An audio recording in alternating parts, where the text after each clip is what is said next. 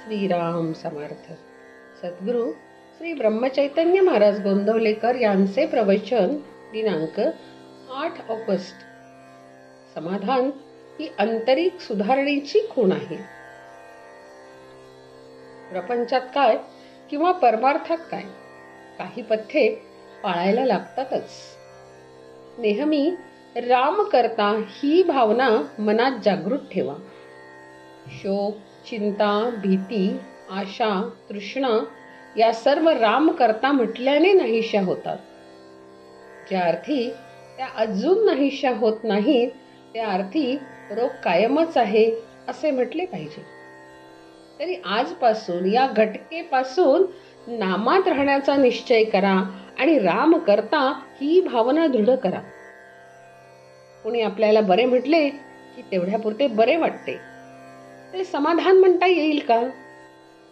जे मिळाल्याने दुसरे काही हवेसे वाटणार नाही ते समाधान.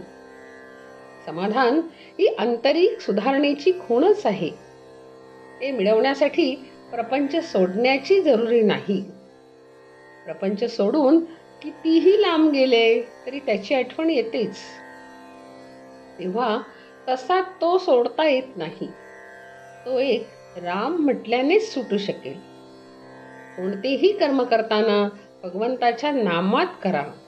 त्यामुळे समाधान मिळून मनुष्य सुखदुःखाच्या द्वंद्वात गुरफटला जाणार नाही. जो कोणी स्वतःचा उद्धार करून घेईल तो खरा ज्ञानी. काही न करणारा हा खरा अडाणी होय. वासनेचे परिणत स्वरूप म्हणजे बुद्धी होय. जी बुद्धी बंधनामध्ये काम करते ती खरी स्वतंत्र बुद्धी होय. बंधनाला न जुमानता मनाप्रमाणे वागणारी ती स्वैराचारी बुद्धी होय. वासना नष्ट होणे म्हणजे देहबुद्धी नष्ट होणे होय. प्रापंचिक मनुष्याला विषय टाकता येतील हे शक्य नाही. त्याचे विषयाचे प्रेम रक्तात इतके भिनले आहे की ते काढून टाकायला सूक्ष्म अस्त्र पाहिजे. नाम हे अतिशय सूक्ष्म अस्त्र आहे. ते घेतल्याने विषयाचे प्रेम नष्ट होईल. खरोखर थोडा मनापासून निश्चय करा.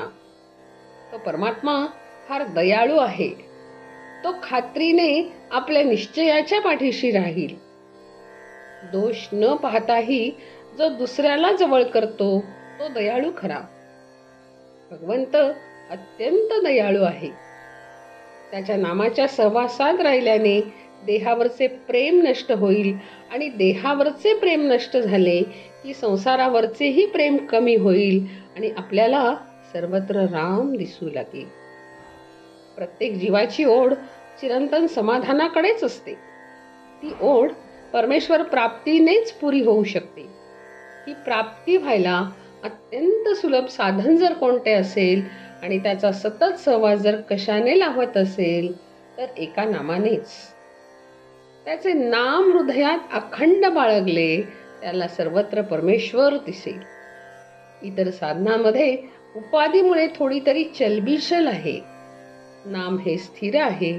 हे भगवंताचे नाम आवडीने घ्या, श्रद्धेने घ्या, मनापासून घ्या.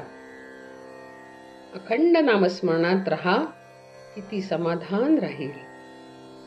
जानकी जीवन स्मरण. जय जय राम.